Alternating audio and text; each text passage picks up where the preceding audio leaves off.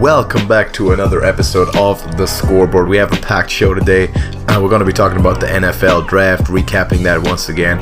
We're going to give some predictions and some quizzes about the upcoming NFL season, and we're going to have a look at potential landing spots for Kawhi Leonard, who's kind of the gem of this season's NBA free agency, kind of the big name that people are talking about right now. I got Smokey Rameriz in the house with me once again. Smokey, how are you doing? I'm good, man. How you been this week?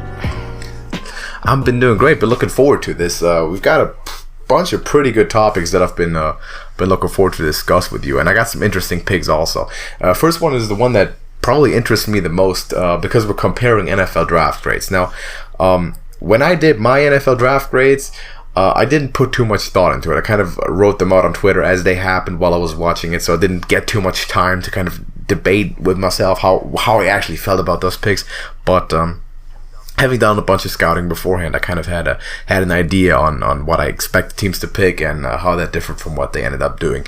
I might update those picks as we go along. I just have it open right now. I'm going to read them out the way I graded them, and we're going to compare them to your grades.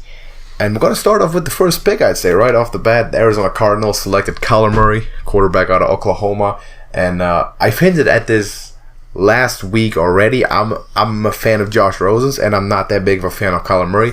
But let me hear what you have to say about this pick. Well, yeah, I mean, I do take into account that you love Josh Rosen. But here's the thing. Kyler Murray, coming from Oklahoma, down there under Lincoln Riley, he has produced 2 Heisman winners back-to-back. And is he a product of the system, or is he really just that good? Now, I've heard him compare to multiple players. I think the best one I heard was Cam Newton's mobility with Matt Ryan's arm. Now, I think he's got a little better arm than that. I mean, he may not have the accuracy of a Matt Ryan, but I mean, he's definitely not a Patrick Mahomes or Josh Allen arm. But the guy is really mobile, and it almost feels like a lateral move to me from Josh Rosen to Kyler Murray, considering Kyler Murray is unproven at the moment. So, you know what? I'm giving it a B, a solid B, because I can't go with an A.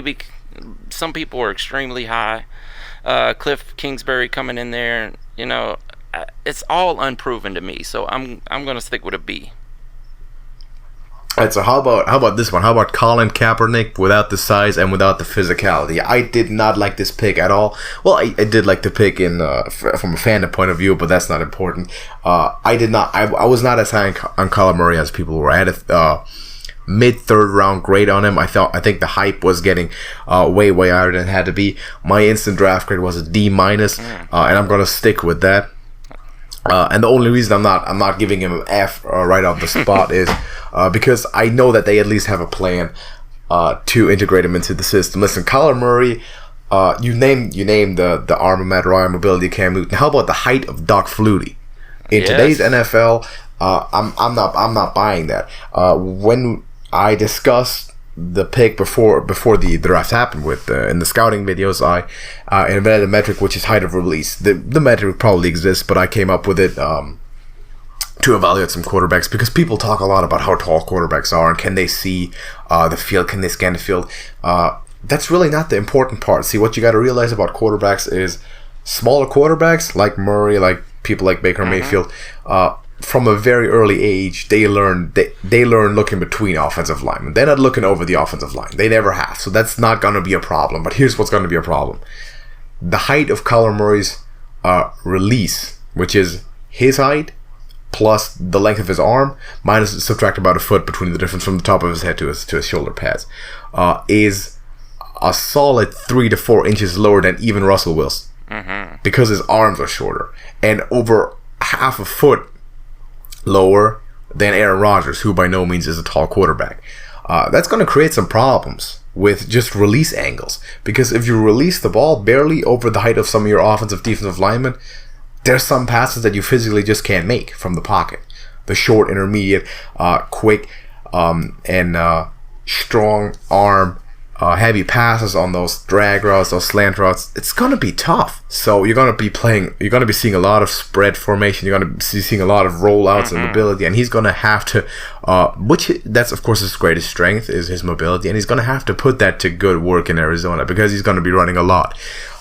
You go from I said this before, I believe last week, the number 1 offensive line in college football to the number 32 offensive line in the NFL, and you're in a division that is stacked up on pass rushers more than basically any division in the league. You're going to be facing D Ford, Nick Bosa, Aaron Donald, DeForest Buckner twice a year. You're going to be running for your life. And I believe I said this exact thing last week. You better be Russell Wilson, because if you're not, you're going to go down. I don't think he's Russell Wilson. I don't think he'll ever be Russell Wilson. I don't even like the situation he's in as much as other people do. I think Josh Rosen is just a better quarterback. I think this is a wasted pick. They should have gone defensive line. But they seem to be convinced of what they got. So I'm curious to see what's going to happen. I've been wrong on quarterbacks before, God knows it. I wasn't very high on Baker Mayfield when he came out. Not because of on-field stuff necessarily, but he's definitely proven me wrong so far. But Kyler Murray, I don't believe in from a football standpoint. I don't think he's going to be a viable pro quarterback. Yeah, I agree with you. Man, do you think...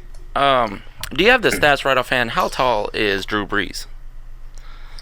Drew Brees, I believe, is 6 flat. Okay, so yeah, I don't have the combine stats, but that's usually what he goes by. So Russell Wilson is like 5'11" or 5'10" and a half or something. They're all in that comparable range. And Baker Mayfield was 6 flat also, right? Yeah, Baker Mayfield was I think 6 and a quarter or something, which is fair enough. That's still considered to be the shorter end. But this is why this is helpful talking to you, being the analyst. But the arm length is the difference, huh? The arm length is way more important. The height of release is kind of the thing the factor that creates the physical problem. Shorter quarterbacks know to look between linemen. They're using the gaps between the linemen to read down the field. That's what they have to do. That's what they've always done. That's not going to be the big issue. I have watched the 2 big issues. I'm sorry. Keep going. No, go ahead. So the 2 big issues, like I mentioned, are going to be getting the angles right to hit those underneath passes, which is going to be tough without getting everything batted down. And finding your role as a pro. You're going to be under so much pressure. First overall pick, and you're going to be running for your life. You don't have a lot around you. You have a Larry Fitzgerald as your security blanket, who's 40 million years old. He can still play football, obviously. He's still one of the better players. But this team right now isn't looking very good. It was a bad team. That's why they picked first overall. And replacing one of the positions that they really didn't necessarily have a need, glaring vacancy at, doesn't seem to be the choice for me here. I agree with you, man. I really think that O-line needed the most help, and they could have drastically improved this. Even D-line. We'll get into this, but look at how many of the Clemson D-line guys got picked up. There's, I almost feel like dropping it at least to a B-. I'm going to do that right now. I'm going with B-. You've talked me into it because... All right, got you convinced. That's good. Yeah. That's good. We'll see how it turns out. Maybe it'll turn out be a complete. Yeah, we're gonna have to save this and come back to it. Yeah. Later in the season. Of course. Like next year, we'll have some insight, like we did do this year about some rookies from last year. But talking about all those great D linemen, I think this was probably the best draft class in terms of defensive line, or at least pass rushers, edge rushers that I've ever seen. Which is since, it doesn't say too much, since like 2011, 2010 or something. They haven't been doing it for that long. But the next couple of picks pretty much tell the whole story. First of all, you got Nick Bosa going 2nd overall to the 49ers, which I love that pick. I think it's an A+. You have 2 players basically that are considered the two best players in the draft, which are Nick Bosa and Quinnen Williams. You got your pick. 49ers went with edge, which I believe makes a lot of sense. I think he's the guy they've been looking for all along, and I think this was an easy pick for them to make. I have an A+. It's the best pick they could have made, so any perfect best player available pick gets an A+ for me. And they also filled a position of a little bit of need, so I can't disagree with this. I agree with you fully. I actually gave them an A+. The 49ers needed that position filled, and like you say, if not the best player in the draft, at least the second behind Quinnen Williams, and of course they went 2 and 3 right here back to back. And that that Alabama defensive line was not far behind Clemson's D line. No, Alabama's known for producing defensive front players. Course. Like look back every single year, you have guys there. You got you look back at Reuben Foster, Reggie Ragland, even.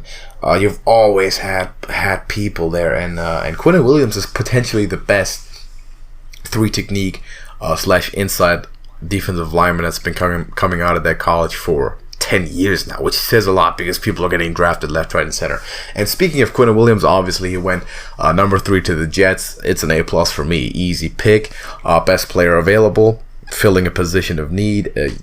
The Jets, you need a lot of stuff. The one thing you have in place is your quarterback of the future, and this is exactly how you work that. This is model behavior. When you got the quarterback in place, you build around him. You give him the best support with the best players you have available. You got Le'Veon Bell in free agency. You drafted the best player in the draft, and he's going to make an instant impact on your defense. Great pick. Yep, I agree with you fully. Not much to expound upon that, but I gave them a solid A. The Jets definitely they need a lot. I know you're high on the Jets this year, as a dark horse pick, but they do need a lot, and I'll give them that. I mean, Quinnen Williams, you couldn't have done any better in this draft, so I'm gonna go with an A. Yeah, fair enough. Yeah, no doubt he was the best pick at the spot. Now, pick number 4 is the first one that kind of threw everything already. So I literally I didn't have a grade yet. I literally wrote down, what did they do? What did they just do? Because I was shocked. I was sure it was gonna be. I was sure it was gonna be Josh Allen. I thought it was gonna be Josh Allen. You thought it was gonna be everyone did that. Even the Raider. You've seen some of the shots of the Raider fans at the draft, hearing it live. They couldn't believe it. I even saw some that are like, they were what? Why? Yeah, people were pulling faces. Yeah. That was completely out of left field. Cleveland Farrell, the defensive end out of Clemson. Now, I like him as a good player. I had a first round grade on him. Lower. He was my 4th overall edge rusher in this draft, and he goes as the 2nd still. Very much a reach considering you have another pick in this first round, 2 as a matter of fact. You don't need to pick him at 4 because you can get him with your second pick. He would have been available at 15. Let me see. How far were they down? I know. Sorry, I'm looking through here to see where their next pick was. Jesus. Well, it was way. I think he would have been available. Of course, they picked Josh Jacobs with the next pick, which we'll get to that later. It wasn't bad, but he would have been available there, if not even later. Yeah, for sure. I think so too. Now, granted, he's a good player, and if you believe in a guy enough and you've decided on this is going to be our guy, put your pick into it. I don't think you had to. I think you would have gotten him later. So not the best value. I'm going to give this a C. It's still a pretty shocking pick to me, but they seem to know what they're doing for, to whatever extent you can talk about knowing what someone's doing when you're talking about the John Gruden Raiders. I can't believe we agree this much, but I gave them a C also. Yeah. And for the exact same reasons you just talked about. Man, yeah, he's a solid player, a military guy, but he would have been available so much later. You almost wasted a pick. And I have to just think that from what I did, the scouting that I did, Josh Allen's a better player. No, by far. And I had Montez Sweat being a better player, filling the same spot. Now, of course, he's got his own kind of downsides to him with the injury concerns, the health concerns. But Farrell, very, very much a questionable pick for me. And pick number 5, we have the Tampa Bay Buccaneers with a not questionable pick. Devin White, linebacker out of LSU, probably as secure of a pick, as a surefire of a linebacker you can get in this draft. Best inside linebacker in this draft class. I like him going to Tampa Bay, and I graded this with a solid A. I gave it a B+, as a matter of fact. Which I'm not far behind you, though. He was a combine standout. He really showed up for the combine. And I wouldn't say he was a workout warrior, but, he proved himself at LSU. Had to watch him hold my Georgia Bulldogs in the worst game of the season this past season. Former running back, as a matter of fact, Devin White. I'm going with a B plus, man. Solid pick, not much to criticize. You go side to side, he can hit, he can play. Definitely solid pick. Now number 6, we're getting into the dubious territory again. Got the Giants. Everyone was expecting to pick a quarterback here, don't get me wrong, but they weren't expecting to pick Daniel Jones out of Duke. Now I like this pick more than other people do, because Daniel Jones is coming into the draft was my second overall quarterback in the class, with Kyler Murray being my number 3. I know about a lot of people who had him not even in their top 5 at all. Now I had Drew Lock at number 1. Drew Lock number 1, and Daniel Jones number 2. Yeah, and then Kyler Murray was my number 3, and Dwayne Haskins was number 5 for me. So this to me is a better pick than Haskins. Still, Drew Lock would have been better. I graded this a B minus, and I know a lot of people were way more shocked about this and didn't like it. I don't hate it. I like the fact that he's a prototype quarterback. He's not going to be your super flashy, super mobile guy, your super most physically talented guy, but he very much has the potential to be pro style guy, and I do think he fits the Giants. I don't think that he's worth a 6th overall pick, but then again, I don't think any quarterback in this draft was worth even being picked in the first round, because it was a really bad draft for quarterbacks. But the value of that position just is so high these days that people like Murray and like Jones are getting picked ridiculously high. Yeah, I think Dave Gettleman looked at the lineup of quarterbacks and said, who is the most like Eli?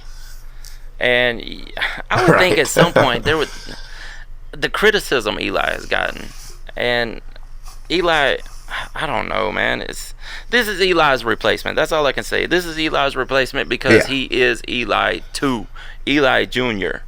And if he wins you 2 rings, well, yeah. I mean, I guess if they end up with 2 rings, they'll be happy. But you'd rather draft Peyton 2 than Eli 2. But if he wins you 2 rings against the Patriots, you've played your cards right, so you can't complain about it. What I'd say though, let him sit for a year or at least half a year. Don't throw him in right away. You're not winning this season. You're not a winning football team right now. Just don't push your luck. The Browns did that way too much with Johnny Manziel, Deshaun Kaiser. Every time they pushed their luck, and it just ended up breaking the player and not improving the team. So be smarter than that. Eli's still around. Just let him do his thing. You're probably not gonna make the playoffs. You're not gonna be competing. Play for the future, and play it safe. Now the Jaguars at number 7 couldn't believe their eyes, I think, when they were sitting in their war room, and Josh Allen from Kentucky, for a lot of people the 2nd or 3rd best player in the entire draft, is still available. Clear A plus for me. I mean, they made the easy best pick available. Couldn't have seen it any other way. I had them go offensive line before in my mock draft. Not expecting this to happen though. Yeah, I give it an A. I mean, I guess I could go higher considering he was the best player left available. Jags are probably sitting there thinking, oh my God, I can't believe he's still on the board, after that flub by the Raiders. Yeah. But I actually considered the Jaguars to be one of the biggest winners from the entire draft because of this, and because a potential offensive lineman in Juwan Taylor fell to the 2nd round to be picked up by him, which they could have easily picked in this spot. Yeah, and Josh Allen actually had the biggest part in turning around that Kentucky game. Yep. They were perennially, if not the worst, the 2nd worst team in the SEC. And Josh Allen, along with Stoops coming in, and I don't know that it's more Stoops' fault than Josh Allen's, but Josh Allen was, like I said, the best player. He's a sack machine. He's gonna be great for the Jags. I mean, that's already a dominant defense. We saw what they did in 2018 or 2017. I'm sorry, and versatility. You get it seems like 20 different super fast linebackers running sideline to sideline, hitting everybody, getting to the quarterback. It's an immense defense, and Josh Allen fits it perfectly. I didn't even notice how well he fit that defense because I never expected him to go there. I didn't even scout for that. But now that he's there, I think he's at a great spot in a great system with great players along that defensive front, and perfect situation for both parties. Yes. Pick number 8, Detroit Lions on the clock. They picked T.J. Hawkinson, tight end out of Iowa. I think this is a very solid pick. Not what I had projected, but tough to criticize picking the best player at a position that you would need another player at. T.J. Hawkinson can absolutely ball out. Iowa is known for producing basically the best tight ends in the nation at this point. The only 2 first-round graded tight ends in this year's draft were from Iowa. George Kittle is from Iowa. So that's the one thing that Iowa is definitely good at. Yeah, and this is it's a very solid player, very solid, good blocking tight end at that. But seeing what the Lions did with Eric Ebron, they're really going to go, they're going to give it another try. And I don't see him being all that productive with the Lions. I don't think that, you got Matt Patricia there now. He's a defensive-minded coach. I don't know that the Lions know how to use a tight end at this point.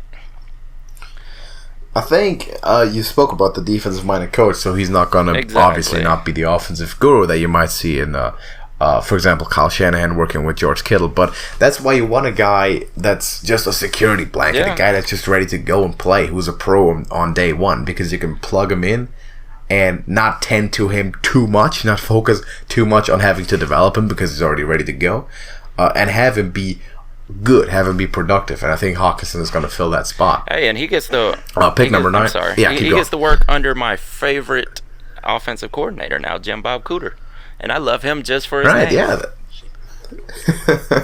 Gonna be interesting to see in a tough division though, so we're gonna have to wait for that. Yeah, Ed Oliver to the Buffalo Bills out of Houston, the defensive tackle, considered the number 1 interior defensive lineman in the nation for a while, until kind of Quinnen Williams came up with that last season. Ed Oliver's a beast. It's an A+ for me. I think this is the pick they've been eyeing all along, and they got exactly what they wanted out of this. He killed it for Houston down there, didn't he? He had that little trouble with the coach at the end of the season when he had to sit out, and the coach wanted to make him take that jacket off. You remember that? yeah, I've seen that, yeah. But if he does not have attitude issues, this is going to be a great pick for the Bills. I love the Bills. Yeah, there is a reason he draws comparisons to Aaron Donald, and it's not just him being a little bit undersized for the typical defensive tackle, but he also got moves, and he can rush the passer, and he can get places. So I love that pick. Steelers at 10 select Devin Bush out of Michigan. Again, very solid pick. Exactly what I expected him to do. I got an A- on it. The second best linebacker in this draft.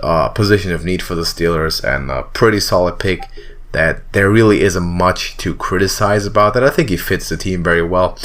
Fits what they're doing really well.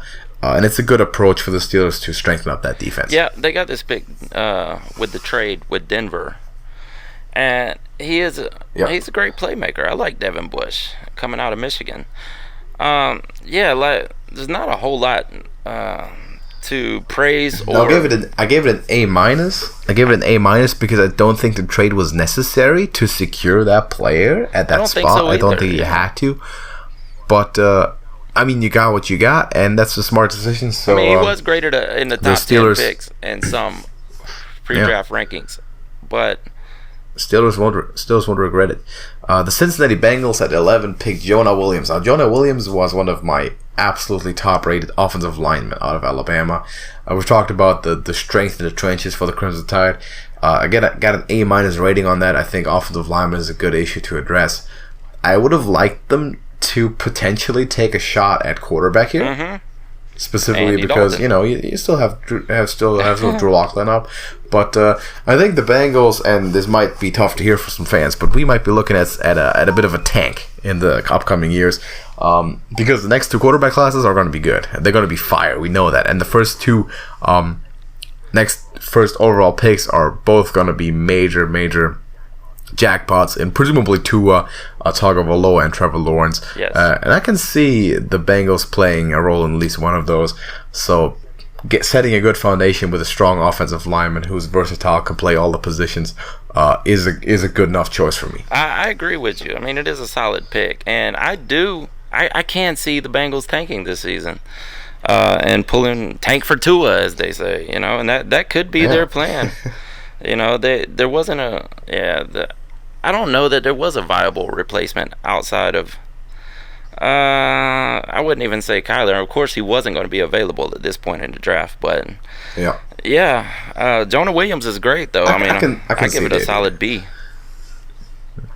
I can see the idea of just wanting to look toward the future. Now, pick number 12, the Packers select Rashawn Gary out of Michigan. This came a little bit out of left field for me because I had a lot of pass rushers still ranked ahead of him. He was my number 6 in terms of pure pass rushers in this draft. If I had to actually consider him as part of that edge group, I've graded it a B because obviously then they've done their research. They need the position very much so, as a matter of fact, put some pressure on the quarterback and compete in a tough division at this point, which by no means they're guaranteed to win or even make the playoffs in anymore. So they got to step up their game. Strengthening up defense isn't a bad idea, but I can't help but notice that Aaron Rodgers still does not have an awful lot to work with. Well, he really doesn't, but I'm not with you. I think they are going to make the playoffs, as we discussed in the last episode. Right. So strengthening the defensive line is not a bad move for them right here. Rashawn Gary, I watched a little bit of Michigan this past season, and he didn't quite stand out to me. I think there probably were some defensive ends that they could have went in with over Rashawn Gary, but I give it a C. Miami Dolphins at 13. I think they, at this point, had one specific quarterback in mind. That name was Josh Rosen, and they didn't even think about going quarterback here. They select Christian Wilkins, one of the best players available, defensive tackle out of Clemson. Not necessarily their strongest position if need, but definitely one. And considering that they got the quarterback later, the Dolphins were one of the biggest winners of draft night for me, of the entire draft, as a matter of fact. I said this in a video I made about reviewing the draft. They got the best quarterback available in the entire offseason for a 64 overall pick or something crazy. Christian Wilkins, value pick, great player, B+ for me. Yeah, I'm gonna give it a B. I can't quite go to the B+, but sometimes I think that there's a championship bias. I mean, you win a natty, people just look at that team and go, I need all of those players that are available. And I'll give it though, the Clemson D-line was outstanding this year. But well, yeah, I think that's what the Dolphins were kind of thinking. We can get us a Clemson guy who did some good stuff. We'll settle for Josh Rosen, see what he can do, and if he turns out to be a complete bust, we need to get us that Trevor Lawrence too, and we'd be lined up for that if we're playing badly the next 2 years. So very much planning for the future. I like what they're doing. There's still a lot of gaps. Foundation to me is set, and Josh Rosen can develop. I think he'll have a lot more success there. I think this is overall still a more functioning organization than Arizona, and he's probably in a better spot than he was before. Yep, I agree with you. Pick number 14, now we have your Atlanta Falcons selecting Chris Lindstrom, offensive lineman out of Boston College. I'm going to go right ahead and say that guy was not one of my top 5 O-linemen. No. I did not see him. Did not see him go in the first round. My grade is a C+. Listen, you got Jawan Taylor still on the board. So you got Garrett Bradbury still on the board as an interior offensive lineman. Chris Lindstrom was not my first choice here. The Falcons thought that he fits their scheme, what they're doing, their offense very well.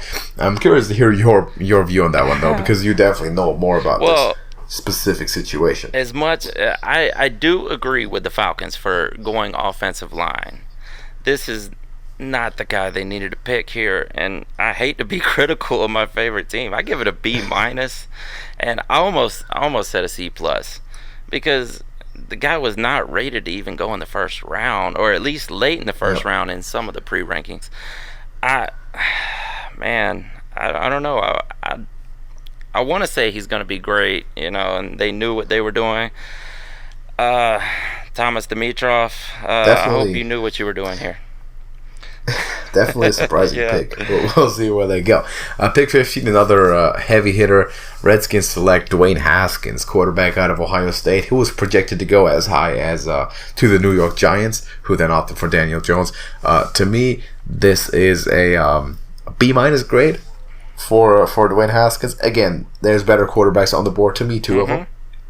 Yeah, Drew Lock's still my that's number what one. I was gonna say. I would have went with Drew Lock here if I was the Redskins. I mean, more comparable to Alex Smith, which Kirk Cousins, but. And here's the big deal, and here's why exactly, right? The Redskins are the one team, if I had to pick any team, that need a quarterback that starts day one this season. And Dwayne Haskins is, of the entire class, one of the furthest people from actually being at that spot. If you look at, he's a raw prospect. He's got all the talent in the world. Raw prospect, though. He's coming out of college as a bit of a Colin Kaepernick. He's got all the physical talent. Can he translate, and can he do it quickly? Because he'll have a lot of pressure on him right away. Drew Lock is one of the most pro-style and pro-ready quarterbacks of the class. So I would have liked that pick better. Again, they went with the Haskins route. They were probably happy that they got him because his talent is definitely. One thing I want to say. In terms of quarterbacks, one thing I want to say about Haskins. I saw some people listing him as a mobile quarterback, and I don't see it. I mean, he's not necessarily the typical pocket passer. But he's not really that mobile. I mean, from the Ohio State, he's a first or 1 year starter at Ohio State, and really. Does my memory serve me correct that he ran a 5-second 40? Yeah, it was slow. Yeah. At the draft, he was slow. He's definitely not fast. mobile. You got offensive linemen running faster than that. I ran a 5 flat. I could probably run I'm I'm a defensive tackle. Wow. So yeah, exactly. So. I wouldn't call him mobile. No. I know he's got the arm talent. He's got the physicality. He has the potential.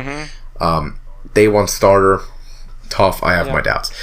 Pick number 16, the Panthers select, like exactly the way I predicted it in my mock draft, Brian Burns. I think this is one of the easier picks of the round. This made too much sense not to happen, and this was one of the ones that I was pretty sure that it was going to happen. This is an A for me. Very simple, very straightforward.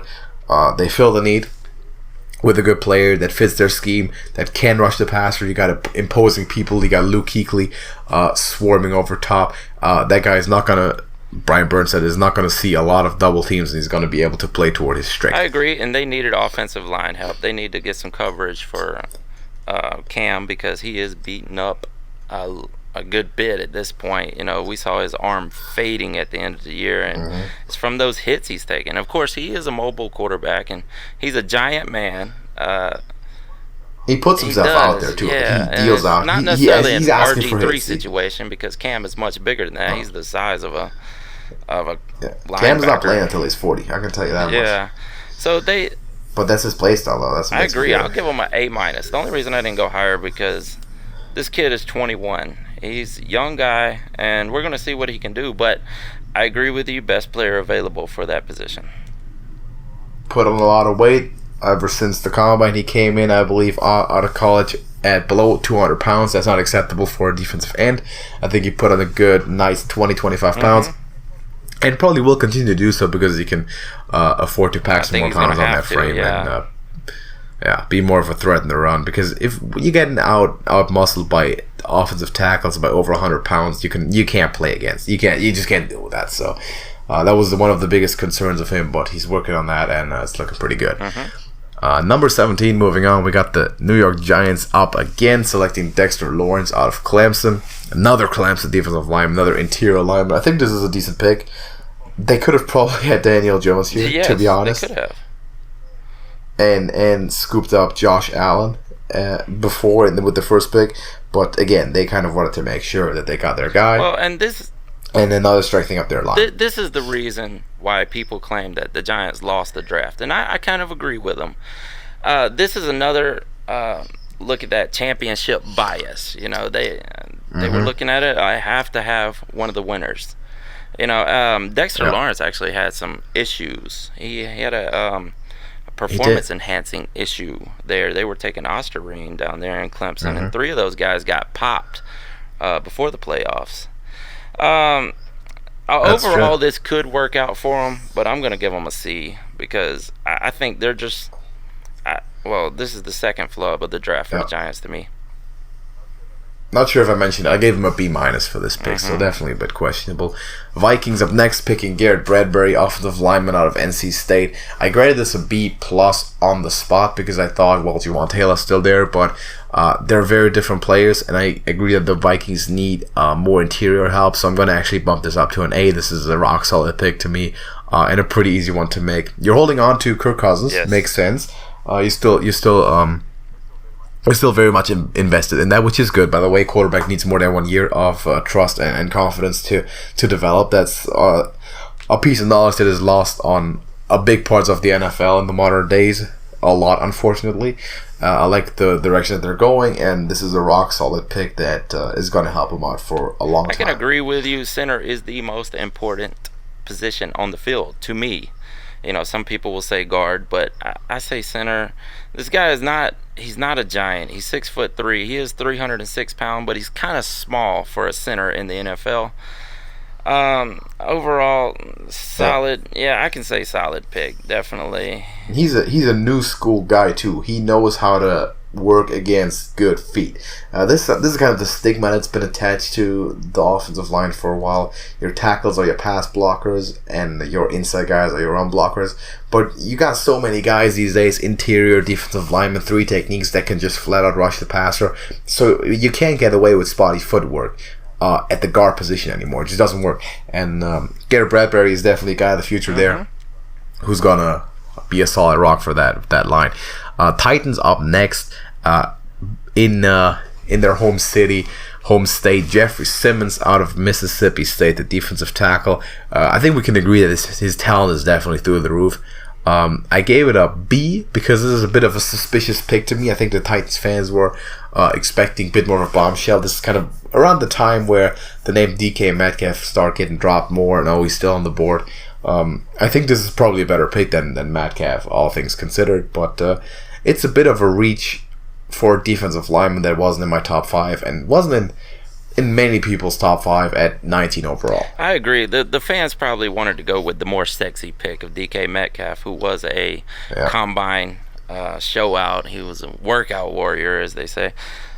He's had a few character issues and a few injuries in college coming out of Mississippi State, which that team did not set the world on fire. But defensive tackle, not a bad position for the Titans. They did need some help there. I'm going to go right now with an A-.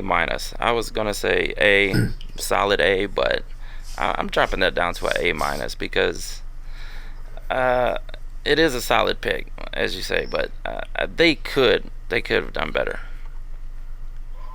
Broncos up, and this is the point where I'm going to eat some shit right now because, not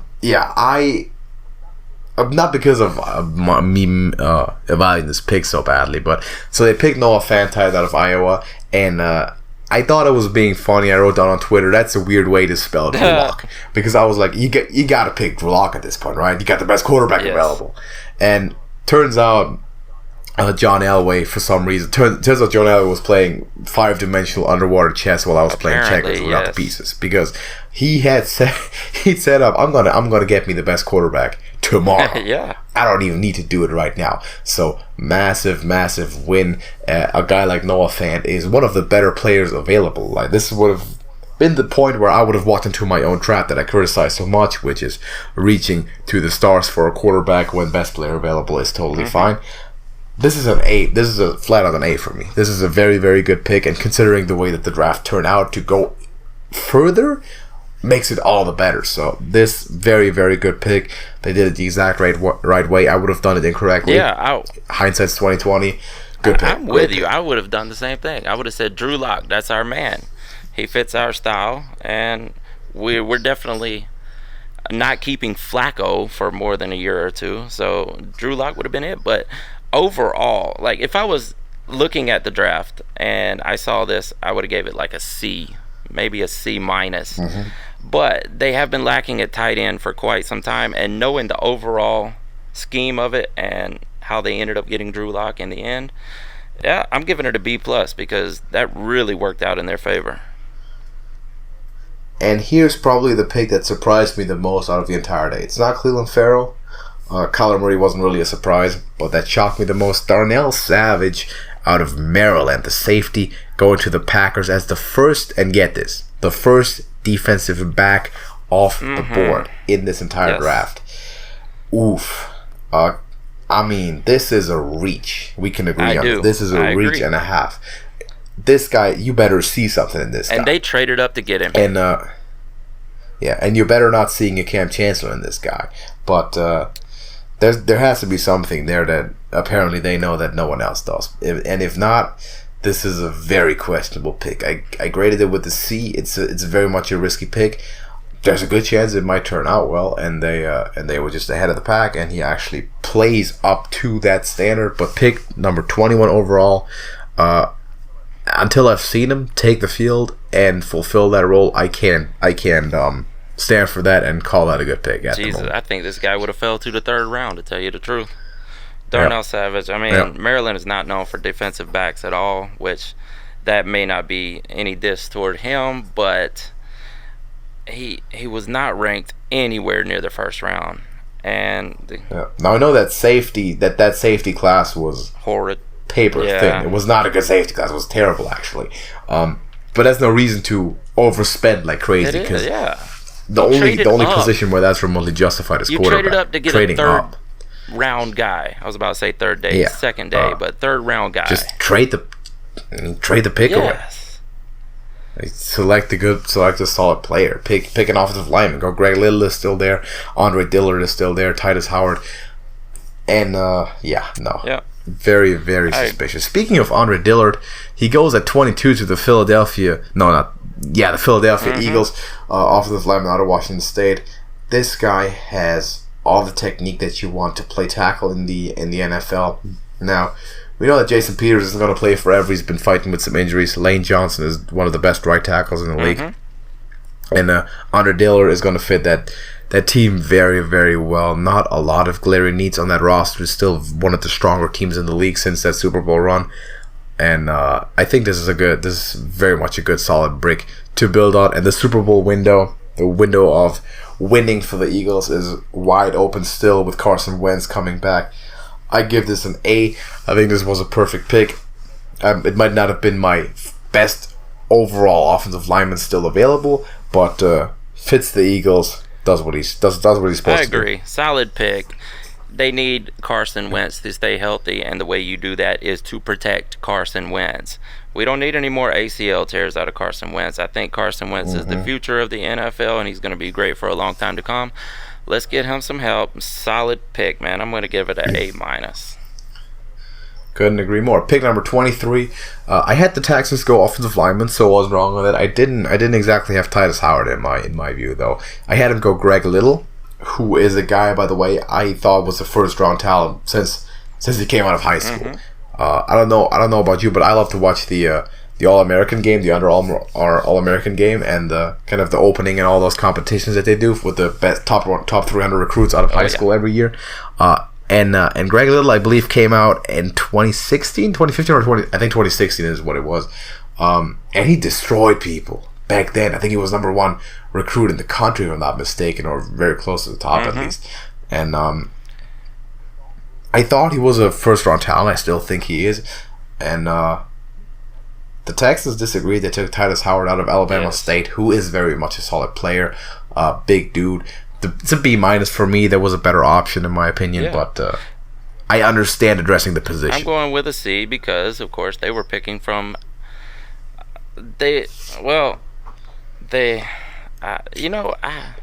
it's hard. This guy is another guy who could have went to the third round. You know what? I'm going to give it a C because there were better offensive tackles out there. This guy, you could have gotten him the second, maybe even third day. Sometimes I just like to take a bit of a risk. Like, you want your guy, but in all likelihood you can get him later. And people like to play it safe, which, okay, you've got plans for the future. You're a professional. That's why you run a professional sports team, not me. But I don't do this. If I don't have anything else to pick, no other need to address, I'll trade the pick away because there's people who want quarterbacks still. And they pay for that. So 24 Raiders up on the clock once again. They picked Josh Jacobs out of Alabama, the running back. Now this to me is a grade A pick. I have projected this exact pick to happen. I think it's very much a fit that was very, very good for the team and player. And I had projected this in my mock draft. They needed to replace a running back. They needed to find a suitable player for that position. Josh Jacobs is the best in a pretty lackluster draft class, if we're being honest. Not very top heavy, but the one guy that is justified to go in the first round, and that's a good pick. Yeah, I agree. They kind of redeemed themselves on this one. Josh Jacobs actually was the number 1 at Alabama for a lot of his career there. And you know what? I'm going to give it a B+, because with Marshawn Lynch retiring, they need a running back badly. Mm-hmm. And correct. Yeah, Gruden, I don't know that he knows what he's doing, but I will agree with him with this pick, because he went right where he was projected to be. I think it was probably best player available at this point. Yeah, I think for Gruden, we're because of his accolades, we're alleging him to know more of what he's doing than he actually does. At this maybe point. So. A lot of points, but we'll see how it turns out. We'll get some views at that in Hard Knocks too. Yeah. Pick number 25, Baltimore Ravens and Marquise Hollywood Brown out of Oklahoma. I had this graded as an A, and I'm going to go up and grade this as an A+. This man fits that team perfectly. He's an impact player day one. You could make an argument that he's the best skill position player in this draft. To me, also the best player from Oklahoma in this draft, which that was a loaded offense, so that does say something. I love Marquise Brown. I think he's everything you need in a receiver. He's incredibly track speed, got great cuts, great moves, secure hands. He's not the tallest, obviously, not the jump ball guy, but he's going to be a difference maker. And I really like what they're doing. Now, Marquise Hollywood Brown is 5'9", 166 pounds. Now, that air raid offense over at Oklahoma, he was an integral part, playing with Kyler Murray and Baker Mayfield.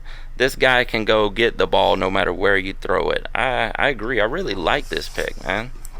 I'm gonna. Yeah, you need this man in a dynamic offense. Yes. And a dynamic offense is what Lamar Jackson will run. Definitely dynamic. It's akin to what they were doing with Kyler Murray over there. Although Lamar does not have the arm that Kyler Murray has. But if you take a chance to throw it downfield, there's a good chance that Hollywood's going to go get it. So I'm going to give it a solid A.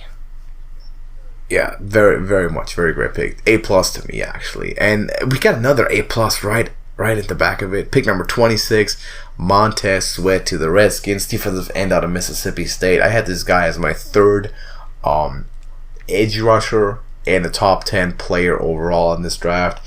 Had him going to the Buccaneers in my mock draft at 5. I understand the health concerns, but good God, this guy's a freak. He's got the physical tools of a Jadeveon Clowney, of a Myles Garrett, and those were first overall picks in years past on the same position. His pro day, his Senior Bowl has been absolutely crazy. His combine, his freaking nature. So I can see this guy being. I mean, he's got a pretty low floor, but a very, very high ceiling. And I like the gamble. I really do. I think this pick is more than value for the Redskins to go that route. They got their quarterback in the house. So I love Montez Sweat as a pick, and it's an A+ for me. I agree. I'm not quite going A+. I'm going to go solid A again. This kid out of Mississippi State, Montez Sweat, I was so surprised that he was falling in the draft. I expected him to go in the top 10 at least. Any day now. You see people trading up. You see the Packers trading up. I think maybe Broncos. You got people trading up. I was like, oh yeah, this is it now. Surely this is it. And it's not. It's never it. So at some point, the Redskins decided to end his waiting time. It's a solid pick. Good playmaker. He fell right in their laps. Definitely an A. Pick number 27, the Raiders select Jonathan Abram, the safety out of Mississippi State. So back-to-back Mississippi State guys. Another reach at defensive backfield. Who would have What would you have thought if someone told you that the first two defensive backs to go in the draft would be safeties, and they both go in the first round? I did not expect it at all. No, definitely. Yeah, weird guy. So I got a B on it. I see how it's a position of need. I think there are better players available. There's cornerbacks available that are just better players. I know you want safety, and this is a decent pick. Again, potentially a little bit of a reach. Definitely is. And when Gruden picks Josh Jacobs and you're like, hey, he may know what he's doing, then he picks a safety that could have went in day 2. So I don't know about Gruden, man. This guy is not a bad safety, but you didn't have to reach for him. Yep. And speaking of reaching, we have 2 more reaches coming up back to back right now. Pick number 28, first of all, Notre Dame defensive tackle Jerry Tillery to the Chargers. Now, I know a lot of people like this guy a lot more than the average sort of consensus on him was, and I can see why. He can make plays for sure. I got a B- on him because to me it's just an unnecessary bit of a gamble there. As a Chargers, you can just pick a more solid player in that spot. You just lost Jason Verrett in free agency to the Niners, so maybe go cornerback. You got the full variety. You got Greedy Williams, DeAndre Baker, all still available to you, and make a replacement there. They decided to go defensive tackle, which is okay. And Jared Tillery, if it's your guy, you go get him. To me, not the best value, so it's a B-. I agree with you. I'm going to give it a solid B. Defensive tackle is not a position they were hurting for at all. The Chargers have a great defense altogether. He's a great guy from what I understand. That he's a good character, which may work out well at the Chargers. That's a plus for sure. I mean, when's the last time you heard any controversy coming out of the Chargers camp? Exactly right. So that's definitely if it's a team. Yeah. I'm not gonna deny that. And then we have LJ Collier, defensive end out of TCU to the Seahawks at 29. This is also a bit of a head scratcher to me because you can't be serious if you think that this guy's gonna come in and replace Frank Clark, because he's not. So if you thought you were gonna trade Frank Clark away to Kansas City and then bring in this dude to replace him with, I don't see that happening anywhere near the first couple of seasons. I don't think that's going to be his ceiling or anywhere close to that. This, you've said this a couple times before. He's a second, if at all, maybe probably more like a third round talent, and you're picking him at the bottom of the first, which is just unnecessary. Like, you've traded picks before. If you don't want to make a pick, they've traded the pick before. If you don't want to make a pick, you don't see a player fit, don't make the pick. Again, DK Metcalf is available. They ended up getting him later, which was smart, but if I told you like LJ Collier, Darnell Savage are going before DK Metcalf, I never would have expected it's a fun not house, at man. all. It's a circus sometimes. And I can't say this is. But overall, this pick, it's a C. Yeah, I can't say this is your anti-Seahawks bias speaking, but there's definitely a reach. He could have went a day or two later. Well, I'll give credit when it's due. Like the Metcalf pick is an A+ for me later. See, I'm still open on. The jury's still out for me on DK Metcalf. Was it just his Columbine, or is he really? I mean, he's a physical freak, that's for sure.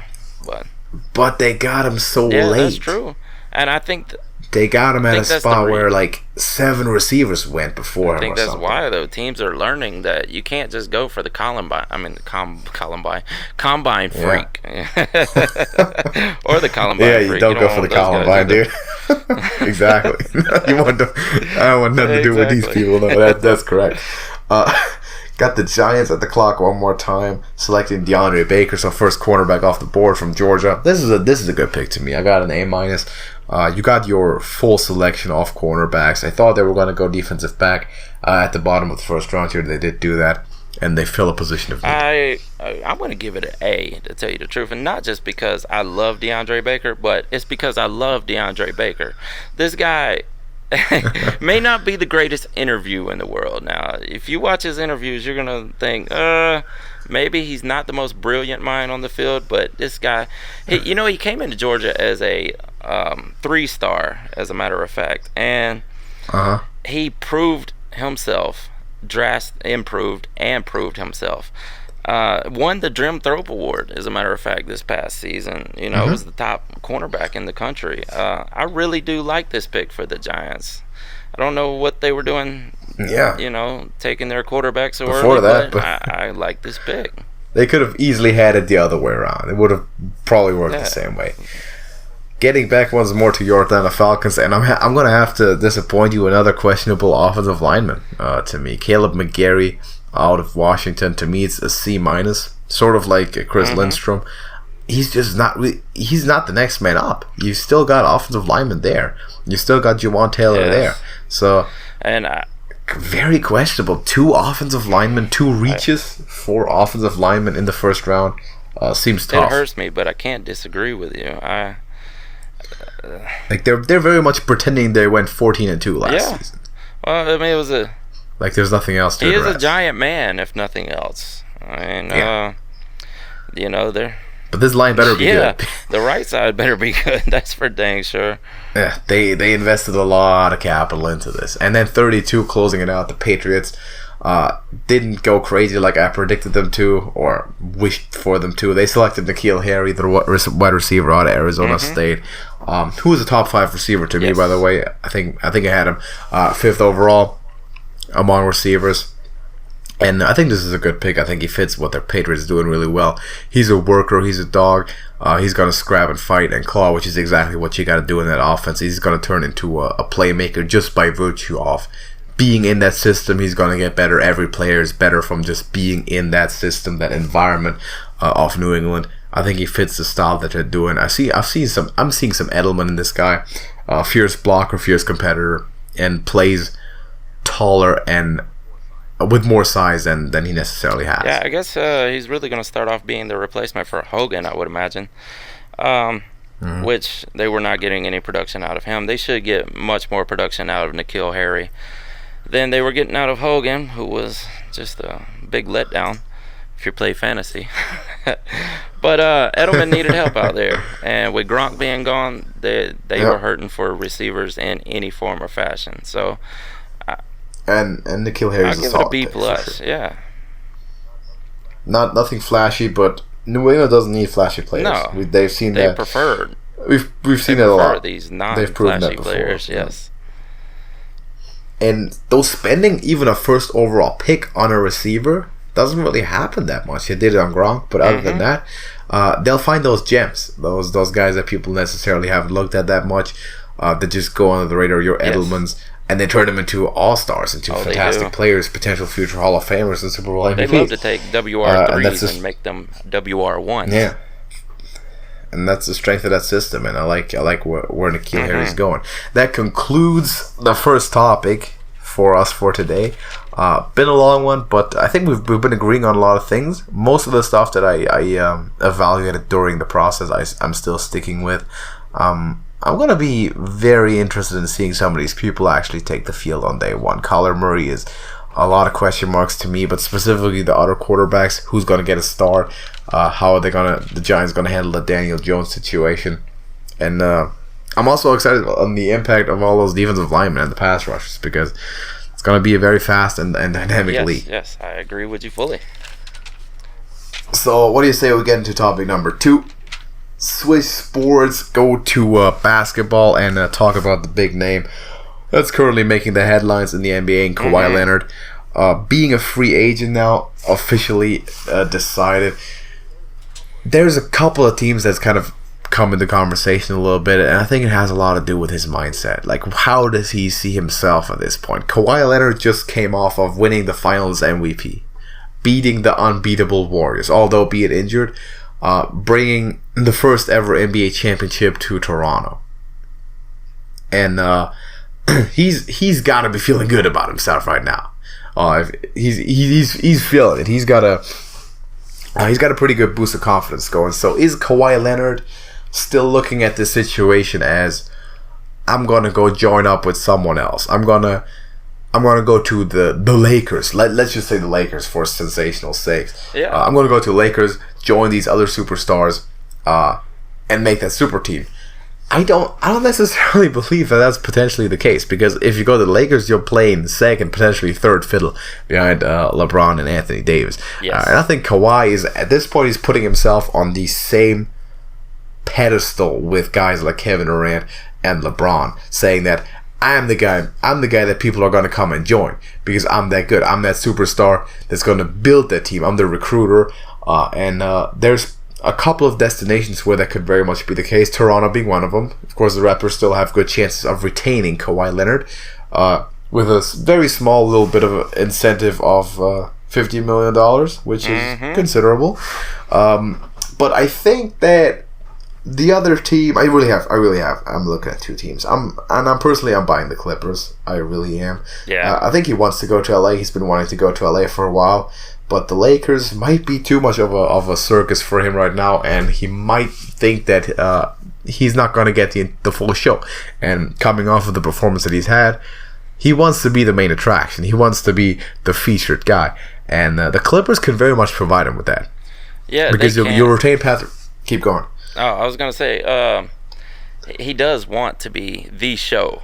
I agree with that fully. But he also wants load management. And that's been an issue for him. I mean, he's missed like 95 games in the past 2 seasons. And that's the tough part to get to if you're going to be the guy. Because you can't be LeBron in Cleveland or back in Miami or now in LA saying, I'll just play every other game. Doesn't work like that. He'll play 38 minutes every night. And Kawhi is not going to do that, obviously. We know that. So yes. He probably needs that other guy. And in Toronto, who's that other guy right now? There really isn't one. Kyle Lowry, but there's not that other superstar. For the Clippers, you have Patrick Beverley, given that you can retain him, and you still have a spot open for potentially a max deal to bring in your Kevin Durant, your Kyrie Irving, to make a pretty good impact. And of course, Kevin Durant can't play this season, so that's something you got to consider. Also, you're giving up another $50 million. After giving up $30 million, leaving San Antonio for Toronto last season. So, what's kind of your favorite there? Where are you going with this? What's Kawhi's decision process looking like for you? Well, I don't know exactly what he's thinking. I know what I'm thinking. I'm thinking, why not make that superstar trio complete and go to the Lakers, man? That's what the world wants to see right now. Now, Is that what the world wants to see? I want to see it. I would think everybody wants to see it. Wouldn't you? I mean, wouldn't you want to see another one of these dominant trios just take the league by storm? I'm not sure if I want to see this. Yeah, I think LeBron and Anthony Davis is going to be enough to take the league by storm. Add to that Kyle Kuzma. I mean, if Kawhi were to join him and they all stayed healthy, I think they're prohibitive favorites of winning the title next year. They right now are the odds-on favorite to win the title next year, given all the injuries that the Warriors are going to be dealing with during the regular season. But I think that's where Kawhi is at mentally anymore. Last season, if you told him, join LeBron at the Lakers, we're recruiting Anthony Davis next year, we're winning titles potentially. But now he's not seeing himself as a second guy anymore, or as a featured guy. I think he's feeling like Kyrie Irving felt when he left LeBron. I'm my own guy. I can be the guy. I can be the number one. And how'd that work out for him?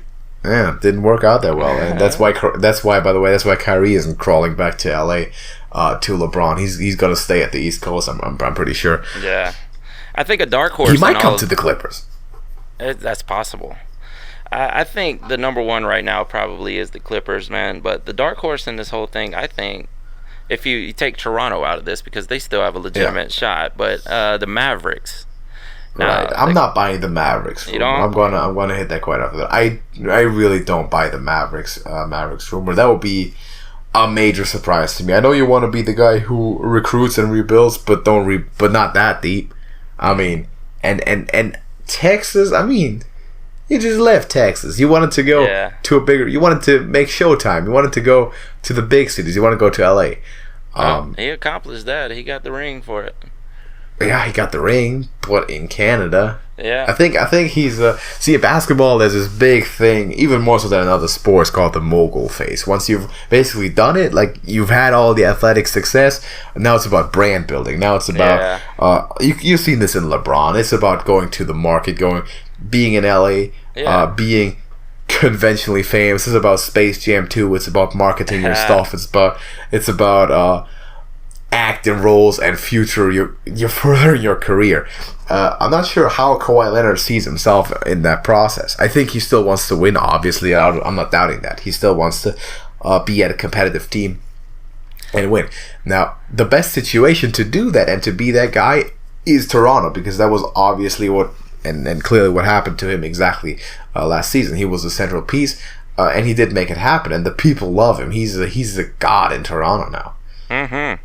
He definitely is, and they are probably praying to every deity they know of to keep him at this point.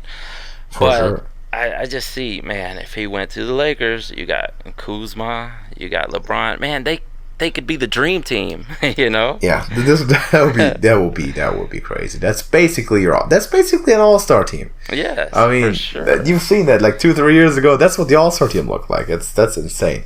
I don't really see that as too realistic. I also don't want to see it, to be honest. That would probably just be too much for me. No, you really don't want to see that. See, here's the thing. I also am a Warriors fan, right?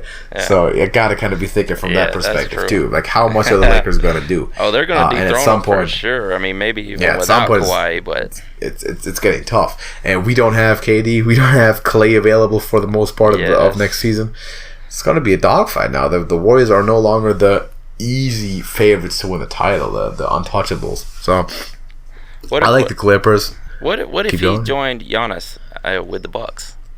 Milwaukee? Yeah, I'm just throwing that out there. I don't think it's likely, but after just sweeping the Bucks after being down 0-2. Yeah, I mean, stranger things have happened. I think sometimes there is but Milwaukee just is not the market. It's just not the market where he wants to be. Yeah. Well, like I said, it's a really long shot. I don't think it's gonna happen, but man, imagine I'm not saying it's just not where he wants to be. He wants to be in LA. Yeah. I think even more so than he wants to be in New York. But Milwaukee, that's just not the place. You think, like, of course, Kareem comes to mind, right? Mm-hmm. Who got traded from the Bucks. So I'm not so sure that this. I think the Bucks are gonna be good enough, honestly, without Kawhi. I think they're gonna make waves in the East. Well, they did well. He's looking for sure. Yeah, sure. He's looking at the West Coast. I like the Clippers. And if he decides to stay in Toronto, that team's still gonna be good. You gotta have that in your mind also. If you're Kawhi, you can repeat in Toronto because you're not losing much. I think I think I said Danny Green is what their only other free agent, and other than that, the big contributors are still gonna be there. So Toronto's gonna be a good team, and maybe you just grab another star for that team, and make it happen. Definitely, you're definitely going to be the guy. You know that. You're going to be the featured guy. Of course. They're going to meet your expectations. They gave you everything that you wanted. Off time, load management, everything that you need. They've been super liberal treating you with the injuries, as the Spurs were not, and very much an improved situation. Is it the market that you want to be at? Is it LeBron's level of famous? I don't think it is, because it's still Toronto. And he's gonna have a good visit with the Clippers, and the Mavericks thing. I think is more of a shill than anything else. I don't think he takes this too seriously. I don't necessarily believe he wants to make big waves, but he wants it to be known that I'm the best player that's hitting the market this year. With Kevin Durant being hurt, that's a distinct possibility. And but that's an interesting point to get back though also quickly, because he's also gonna be on the look. Kevin Durant, how do you see his chances of actually staying in Golden State over the next couple of years? It doesn't look promising right now.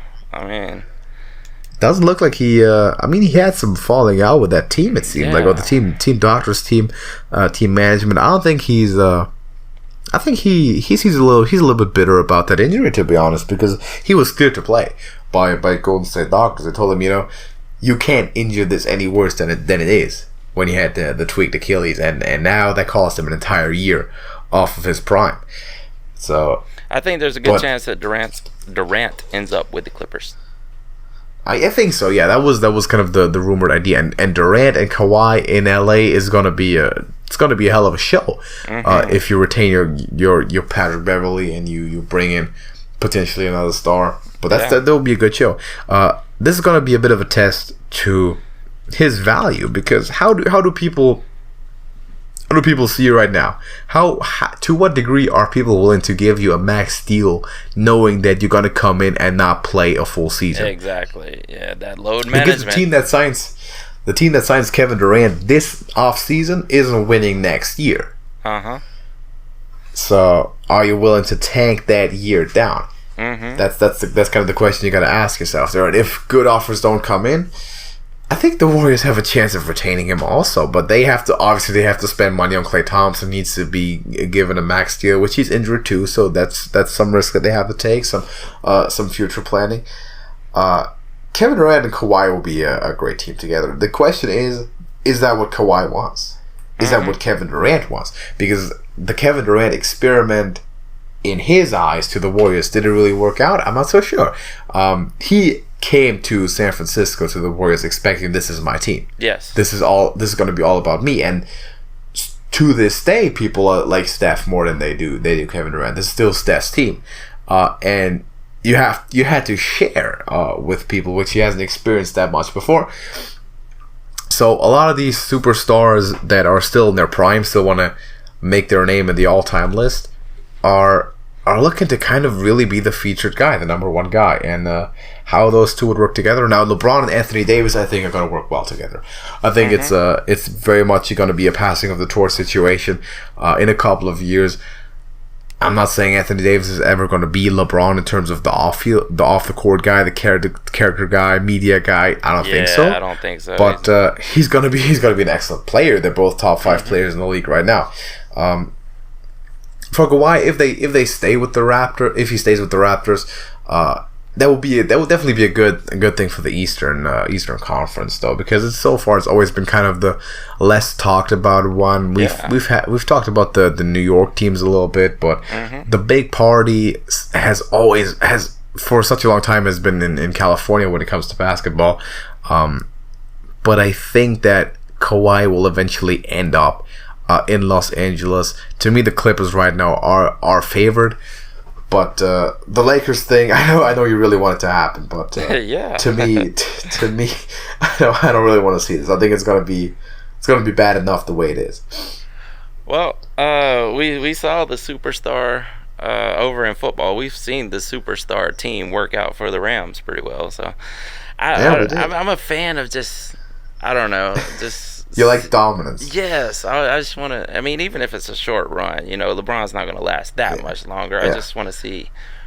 I like it when it's the Warriors. Oh, I bet. But I don't need it to be another team in the West, fighting for that final spot. So, I mean, for sure they will. This is going to be a topic that's going to come along with us throughout the next months and into the next season, and we'll see how that stuff turns out. The Lakers are a great team now. Yes. The Warriors are still going to be good. They're no longer unbeatable. They're no longer untouchable, invincible. So it's going to be a more entertaining season for sure.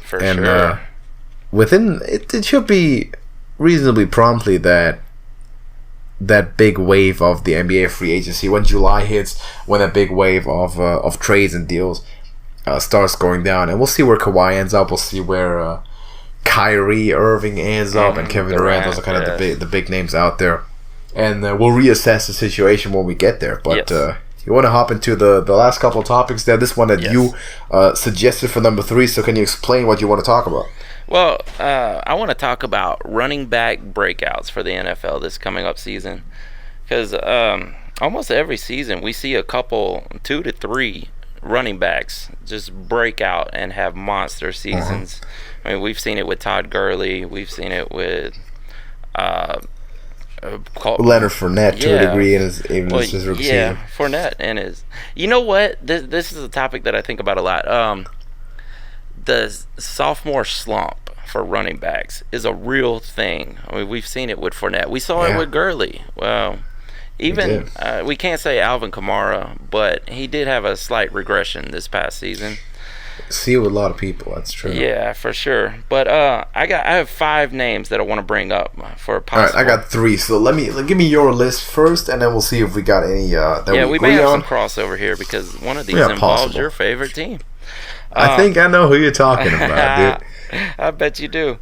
Number 5, I'm going to say Damian Williams. He's filling in for that Kareem Hunt role. And weeks 14 through 17, the guy was had 17 and a half attempts per game, 68 rushing yards per game, which is not an extremely high number, but 4.7 receptions per game. And he was averaging a touchdown per game during his time. Now, when he came over from Miami, we weren't expecting to see Damian Williams set the world on fire. But I think in this offense, in this Reed offense, he's going to do well. And I see him breaking out this season. It's the offense that can stretch the field vertically if we've seen anything, and running backs like that. The more the field gets stretched, the more linebackers need to move, the better of a situation you have, and if the passing game is strong, you see it in New Orleans, for example, the running game is going to follow. Yes. Vice versa is also possible, but yeah, I do definitely like that pick. All right, and number 4, he's almost a perennial breakout candidate, but he has been underutilized horribly in his first 4 seasons in the league. Derrick Henry. Right. Now, at the end of the season, he set the world on fire. They finally figured out, hey, we could use a running back in this system. And when they turned him loose, I believe he had 3 touchdowns in a game, 2 touchdowns in the next game. And I was debating on not making him number 4 because I see it. Well, I have to put him at number 4 because they could always revert back to the same old tactics and go, we need Deion Lewis a little more, Mm-hmm. But Derrick Henry is definitely a breakout candidate for me this season. Number 3, I was debating on Sony Michel, but you know what? I'm not going with Sony Michel in this spot. I'm going with Kenyon Drake. Another team that under Adam Gase decided, we don't really need to use running backs here. They dropped Jay Ajayi and sent him up to the Eagles. But Kenyon Drake's definitely, he has the talent, he has the athleticism, he's good at breaking tackles. I definitely see him as a breakout candidate. My number 2, Marlon Mack. That is an outstanding offense in Indianapolis. Yeah. 21 attempts per game. This is week 14 through 17 at the end of the season, which I like to gauge the last few games for my breakout candidates. 97 yards per game rushing, 4 touchdowns. Marlon Mack is definitely there. Now, we're going to get to number 1, and this is probably one you definitely agree with me on because Kyle Shanahan loves this guy. We're going with Tevin Coleman. And we are. We saw what he did with the Falcons. Last season was not his greatest accomplishment, but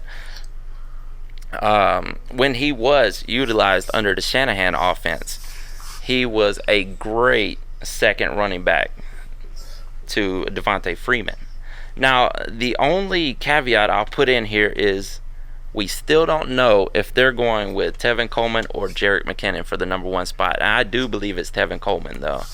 And I think... I do, yeah. If they do go with Tevin Coleman, he is definitely the number 1 spot for a breakout candidate this season.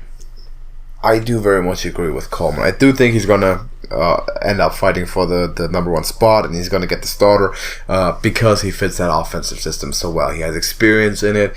To me, one of the most under-the-radar free agency signings, by the way. Some that I didn't even have too close of an eye on. We know because the 49ers did a lot on defense, obviously. D Ford, Quan Alexander, bringing in the big names.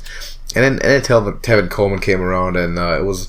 At first, it was a bit of a, we already have good running backs. You got Jet McKinnon. You got Matt Breida, who kind of had a bit of a breakout last, who's also starting caliber running back, by the way. I agree. So that backfield is looking sneaky good. The guy played through injury for half the season.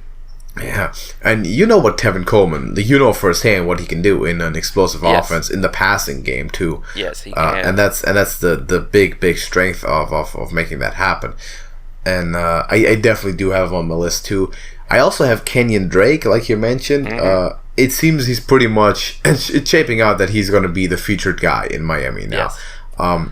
You got a new head coaching staff. You got Adam Gase out of town. You got Frank Gore now in Buffalo. Yeah, Kalen Ballage is his only competition, and I don't see that as competition. So he's going to get the lion's share of the carries there.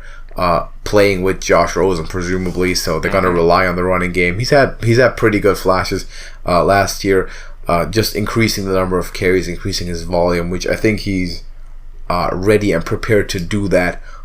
Very much a breakout candidate. Now, one guy that you didn't name that I still have on the list is Rashad Penny for the Seattle Seahawks. Good one. The reason for that being last year he was basically number 3 in the depth chart. He had to share a lot of carries.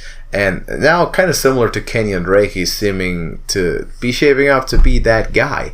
And if that's the case, the offensive line, the running game in Seattle just got a lot better last year.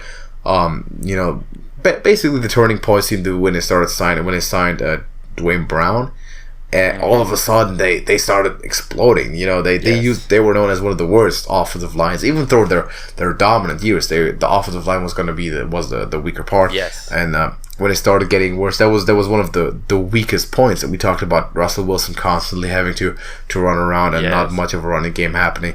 And that pretty much was 180 with that situation. Now the running game is looking pretty good. Their blocking is looking pretty good. They got good blocking tight ends also, and Rashad Penny is going to be the featured guy along with Russell Wilson, and I think he's a pretty good candidate for breakout player as well. Now I'm curious to hear about this when we get closer to the season. I'm definitely gonna give me some fantasy rankings. You kind of got it because that's obviously your big expertise there. Yes. And you might be able to help a lot of people out with that quite a little bit. So if anyone is interested in that, by the way, let us know in the comments of this video. So Smokey will gladly do that. Maybe I can contribute to that a little bit also. But things like that are going to be important to note. And for running back specifically being one of the most important positions there. So I really like the inside. Really like the take. Love the Marlon Mack pick. I didn't address it yet. One guy that I didn't even consider that much because I thought he had a couple of breakout games last year already. Kind of a similar situation to Kenyon Drake. Frank Gore leaves, the veteran guy, and he's up in good shape to take the starting spot. And that's what he did. I think that he's the right guy. I don't think they need anything else in Indianapolis. Very good offense, like you said. It's a very strong offense. And that offensive line is explosive right now. So I don't see how he could fail, man. He's really top 2 candidate. Good. Yes, gonna do very, very good. So let's close this out on a bit of a lighter note at the end. Fourth topic, we have a little bit of a quiz, and I've explained to you how this works, but I'm just gonna explain this again. Which player would you choose to start your franchise today? I'm going to give you 2 players, and I'm going to have you pick. You starting a brand new franchise. This is the one guy that you get. Yes. To start that franchise out. Who's it going to be? First round is going to be Antonio Brown or George Kittle. Wow, that is a great question. Jesus, that's hard hitting right there. Antonio Brown, the evergreen productive wide receiver, of course, and George Kittle is the new Gronk in my opinion. Wow. If I really had to choose between those two, you know what, tight end is underutilized in this league because I really think that tight ends could be used much more. I mean, we have the big 3 every season, and Kittle is one of those now. Gronk's gone. Kittle's going to be the number 1. I think he's going to overtake Travis Kelce this season. I'm going with Kittle. Antonio Brown brings an element to the locker room that you may not want, and I think he really does fit with the Raiders, though. I'll give you that. But for better or for worse. I'm going with George Kittle, though.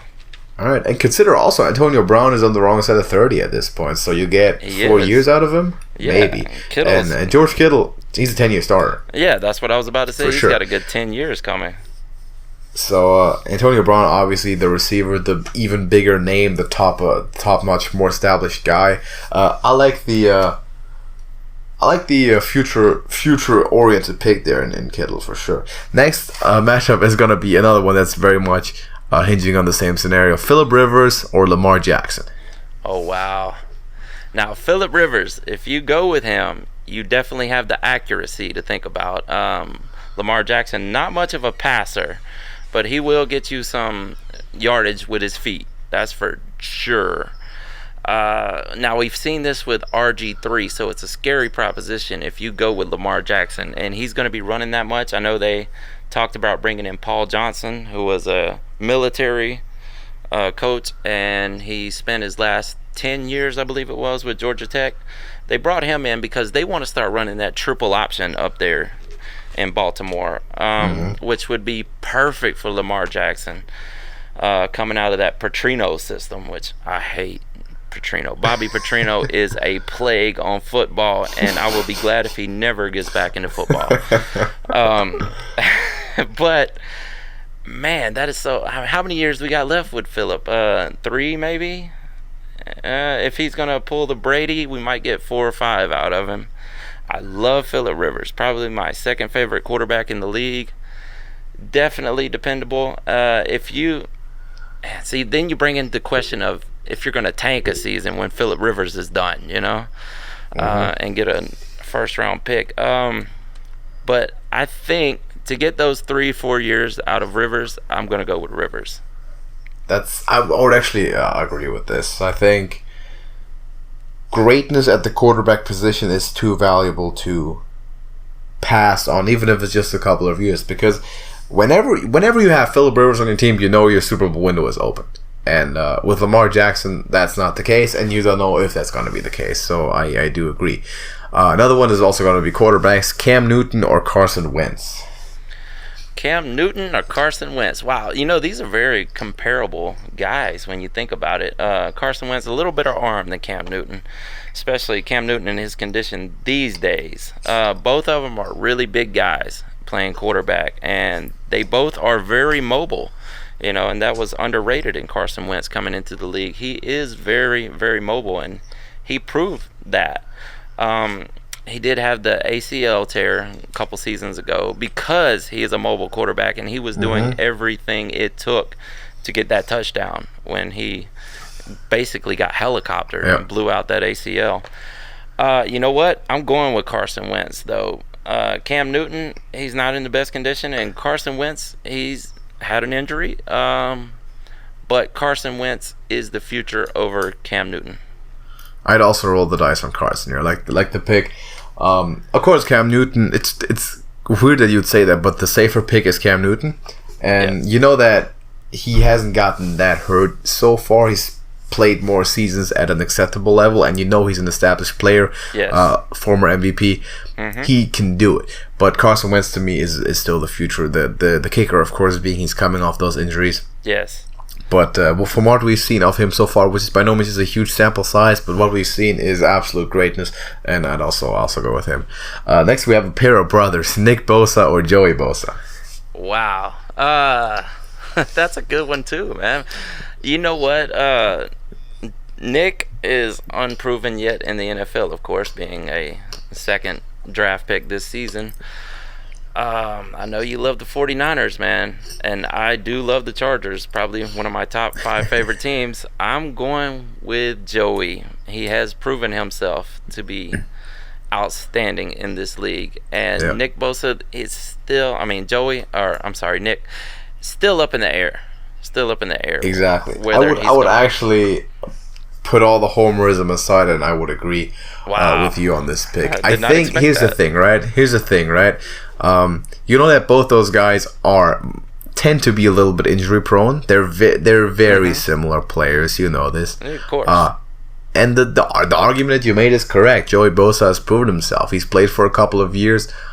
He's been good. He's been little hurt so far, and I don't think the difference is big enough. I know that with Nick Bosa, you might have a guy whose ceiling is just a slight bit higher than Joey, but at the end of the day, I think their careers in the NFL are going to be so similar that there's no reason for me not to pick the little bit more safe pick of the established guy, because you're picking between basically the same person there. Yeah, basically. For the most part, in terms of playing style. They're so similar to each other. So I'll take the established guy. Then we have, this one I do like also. Todd Gurley and James Conner. Wow. There's been a lot of talk about Todd Gurley this offseason. Is he still healthy? I mean, obviously he wasn't at the end of the season. They've been talking about that arthritic knee, which he injured his last year at UGA. He had to sit out the last of the season, I believe. When he went to the Rams, he sat out the first 4 or 5 games because he was still recovering from surgery on that knee. When he came back, he was extremely explosive. He quickly established himself as the number 1 running back in the league. There was his sophomore slump, as I spoke about earlier. But can we chalk that up to Todd Gurley, or can we chalk that up to Jeff Fisher? Which exactly. I would attribute that to Jeff Fisher. Mm-hmm. James Conner, he was great coming out of Pitt. James Conner does seem more like he is I don't want to say a victim, but he is a product of that system that he's in. Pittsburgh has a great offensive line, and they've proven that they can plug and play running backs at any time. And we saw it with D'Angelo Williams filling in for Le'Veon Bell and put out pretty much the exact same production that Le'Veon Bell was doing. And then James Conner steps in that role and almost puts out the same production as Le'Veon Bell. Now, I'm not saying James Conner is a Le'Veon Bell. It's the system that is causing it. But that is so tough because we don't know what Todd Gurley's going to be like this season. And if I had to choose right now, wow, it's almost a coin flip at this point. If I saw Todd Gurley play one more game, this would be much easier to make this decision. But you know what? I'm going to go with Todd Gurley, and just I'm going to go under the assumption that they are just preserving Todd Gurley rather than it's all of his own stability that is causing his downplay right now.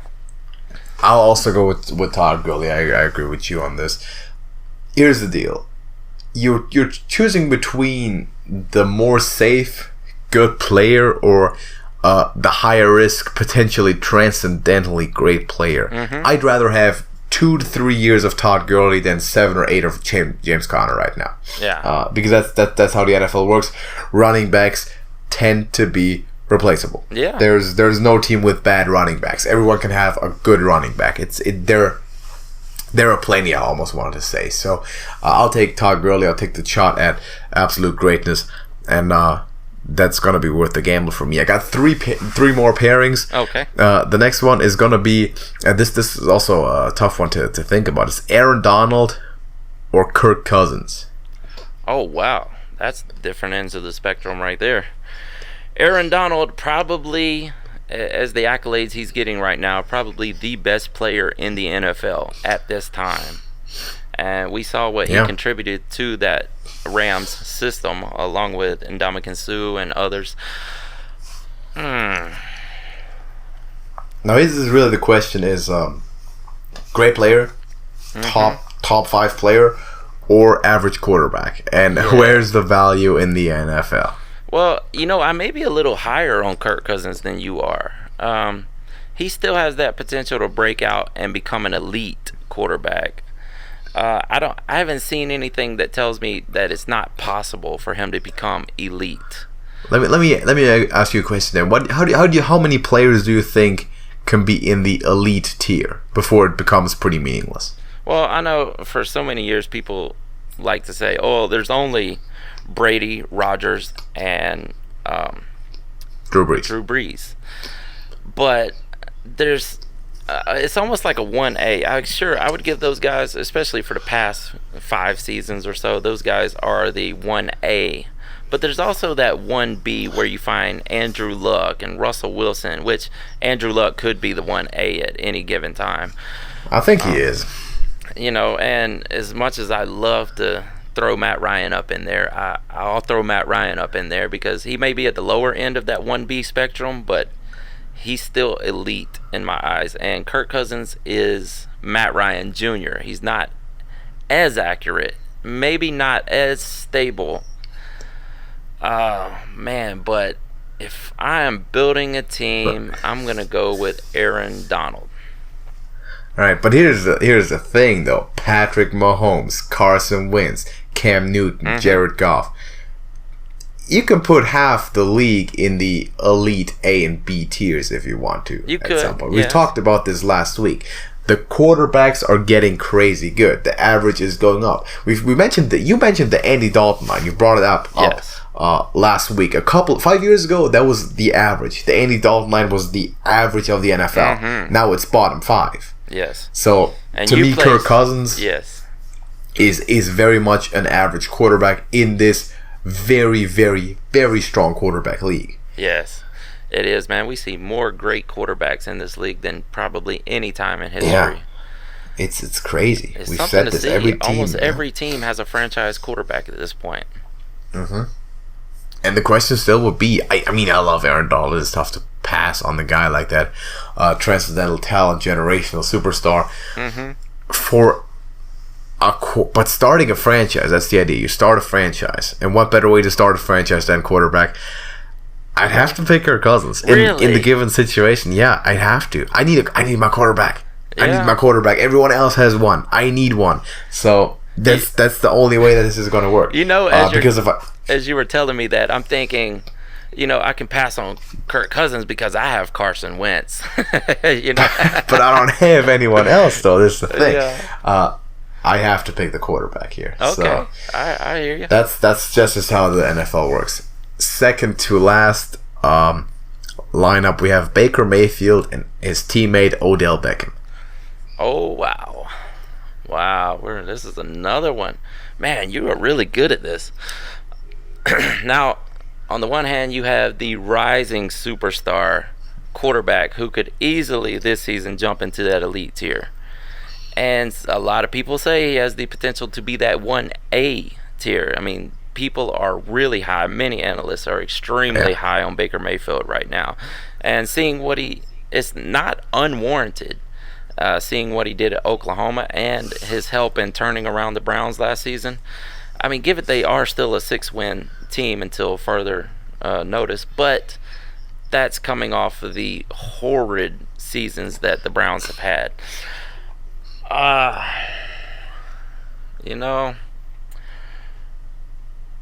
going with Baker Mayfield.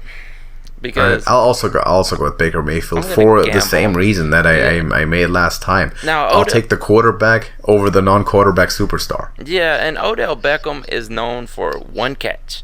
I'm not saying he's not a generational talent, and he's not extremely good at the wide receiver position. Mm-hmm. But it's, I can't say he's unproven, but he is not in the elite tier as far as a Julio or Antonio Brown. He just has never quite crossed that line to get into that tier. I think I'd have to disagree with that. To me, I think he is, but still, your point stands. Yeah, people like to exaggerate and sensationalize. That's how the media works, and in sports, that's more than prevalent. After Beckham's first season, his rookie season with the Giants, and he had a fantastic season. He had a great start to his career. People started throwing around the name Jerry Rice and his stats, and if Beckham just did that same thing for 18 more years, he'd be that's nonsense. So we don't talk like that. That's foolish thinking. So Odell Beckham's great. He's a superstar wide receiver, top 5 in the league. Any team makes any team better. He has his character. Yeah, I give him a top 5. I pretty firmly give him top 5. He makes any team. Okay, let me ask like this: top 5 fantasy receiver, yes or no? Yes, because he will have those boom games. I mean, in the last few seasons, he's been boom or bust. But yeah, I would draft him as probably the 5th wide receiver off the board. 5th receiver. Mm-hmm. Wow, he's been top 3 for me for a while now. I'm looking forward to discussing some fantasy football with you. Oh yeah. Now he has the character, some character, obviously, but so does Baker Mayfield at quarterback. Oh, of course. Again, I need the quarterback. I'm sorry, he's less proven than Kirk Cousins. Has a higher ceiling, lower floor than Kirk Cousins. And like Kirk Cousins, I will take Baker Mayfield over the more established, potentially better overall. Established superstar. And the final one, this is a little bit of a humorous one because I just wanted to do it to close out the show. Eli Manning or Peyton Manning? Now, which Peyton Manning? Are we talking about zombie Peyton from his last season? Right now. You walk straight into the old folks' home and tell them you're playing again for a couple of years. Oh my God. Wow. Right now, you know what? Right Peyton. I was gonna originally do like I don't know, like a young quarterback, kind of improving like Deshaun Kaiser maybe, or even Kyler Murray just for the heck of it. Yeah. Will Greer versus Brett Favre sort of thing. Oh But yeah. I like the Manning comparison. So who you go That's with? great. It's very clear that you whomever you pick, you only get for like 1 or 2 years. If that, yeah. You can have zombie Peyton or zombie Eli. You know what? Peyton's proven to be a better game manager even when he's not at the peak of his physical condition, because he won a Super Bowl as zombie Peyton, as I like to put it. Yeah. So I'm going with Peyton. I'd probably also go with Peyton. And plus, you got to think just about, let him take the field. Yeah, what he's going to do to help improve your backup quarterback. Exactly. As well. That's my big loophole. I'll take Peyton, and if he can't move anymore, he's going to be my offensive coordinator. Yes, exactly. I have one for Not you a better. also. Yeah. If you all right. Now this is kind of humorous as well, but I love thinking about this scenario. Okay, let's say your team is already established. Right. Your star quarterback goes down, and you're like, right. okay, time for the backup. Now you look over at your bench. You have 2 backups sitting on the bench. All right. One of them is Ryan Fitzpatrick, perennial backup, sometimes a starter, and does really well. And sitting right next to him, you have Josh McCown. Let's say he hasn't retired. So you have those 2 guys, journeyman. Who do you go with? What situation am I in? Super Bowl final drive or week 4 in Tampa? Yeah, I was thinking more of mid-season. Yeah, and I Right, wouldn't so even say Tampa. We're looking for a guy say, for the rest of the season, right? Yeah, I would say a team that's in contention though. Wait, we're contending? Yeah, well, I mean it's mid-season, Right. but you got a good record. Let's say you're mid-season. Right. You're 7-3 or something. See, I like Josh McCown as a really solid guy. If we're contending, though, we're going for it all. I'll take the less safe one, the more inconsistent but higher potential breakout guy in Ryan Fitzpatrick, because he's a guy he'll go for 500 and 5 tutties in one game, and if you happen to hit that game, you're good. Yeah, I like having Josh McCown for sure. He's about as safe as it can get. I like him a lot more than a lot of people do. I'm surprised he never got a start at a really long-term starting spot anywhere. But if we're contending, I wanna shoot for the moon and go for it all still. Yeah, Ryan Fitzpatrick is probably going to be the guy that I'm gonna start, because my team's going to be much weaker, obviously, without my star quarterback. Yes. And Josh McCown is going to be good, but probably not beating top playoff teams level good. That's true. So if I want to go for it all, give me Ryan Fitzpatrick. Yeah, you could get I 4 like Josh touchdowns. McCown. You could get 4 interceptions. Yeah, I like Josh McCown still being there holding the clipboard though. Yeah. All right. Gotta be a good situation. So that was good. That's a show. That's a show for today. It's been a pretty long one as well, about the same as last time, but it's been fun. A lot of NFL talk, and we definitely know one thing's for sure. We've got a lot of stuff to look out for in the upcoming season. Can't wait for training camp to start. Can't wait for ball to finally be played. I'm looking forward to the preseason, all the training camp footage. It's a tough time being a sports fan right now, and then in June, July, you really have nothing going on, and I just can't watch baseball every day.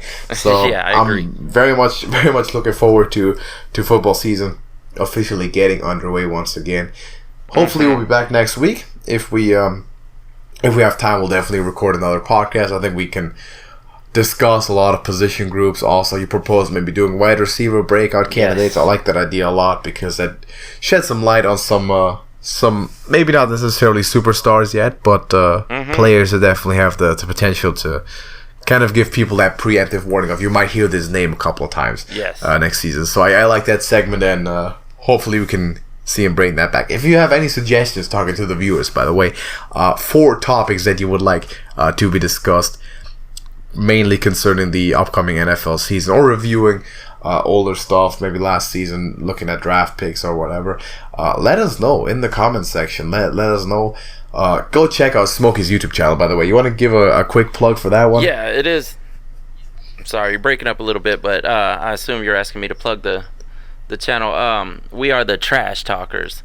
We do a brilliant mix of esoteric topics, even some conspiracies and things that you shouldn't be talking about, and we try to mix that with a good bit of humor. We are at youtube.com/Hollywood6. Now, when you type out Hollywood6, you're going to put Hollywood, the number 6, IX. And I wish he would change it, but he hasn't yet. It'd be nice if it was youtube.com/the Trash Talkers. That would make more sense. But Hollywood's egotistical, and I hope you don't hear this because he has left the building right now. But anyway, check us out. I think you'll like it. Give you a good laugh, if nothing else. Yeah. I'll make it a little bit easier for you. The link to their channel is in the description of this video, so you don't have to go typing and spelling. You can just click on it and go check out some of the stuff that they're doing. Now, that being said, of course, if you are already on that channel and you know who Hollywood and Smokey are, but you're a sports guy anyway, you came for the podcast, you stay for the sports, feel free to check out my channel, Beyond Football. Probably link in the description as well. I talk about football and sports on this channel for the most part, so it's a bit more specialized. Yeah, you definitely haven't had too much chances to talk about football. Obviously, during the off season, there's not that much going on, but I really enjoy doing this podcast, and I'm looking forward to more episodes of it. Yes, and you definitely want to check out Beyond Football because this guy breaks down film. He's I would say a film junkie from what I've seen out of him. Alex is great with analyzing and breaking down these players, even college players that are soon to be in the league. I've seen some great videos on this channel. So Beyond Football is the place you need to be for your football information. All right, enough self-congratulations for the day. It's been a long day. Yes. Appreciate having you. It's been a great show, and until next week, we'll see you in the next video. Deuces.